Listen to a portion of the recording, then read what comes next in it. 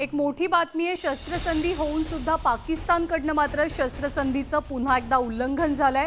5 वाजल्यापासून संध्याकाळी 5 वाजल्यापासून भारत आणि पाकिस्तान या दोन देशांमध्ये तणावाच्या पार्श्वभूमीवर शस्त्रसंधीचा निर्णय दोनही देशांकडनं घेण्यात आलेला होता, परंतु पाकिस्ताननं अवघ्या 3च तासात या शस्त्रसंधीचं सीज फायरचं उल्लंघन केलंय।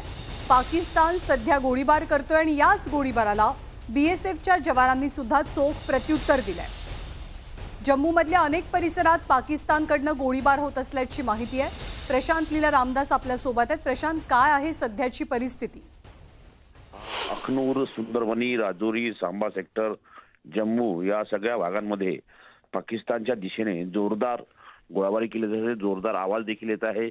महत्त्वाचं म्हणजे जर बघितलं या सगळ्या पार्श्वभूमीवरती त्यांनी शस्त्रसंधीचं उल्लंघन केल्याची माहिती पुढे आलेली आहे। ज्यामध्ये बघितलं 7:30 वाजेपासून साधारणतः गोळीबाराला सुरुवात झालेली आहे।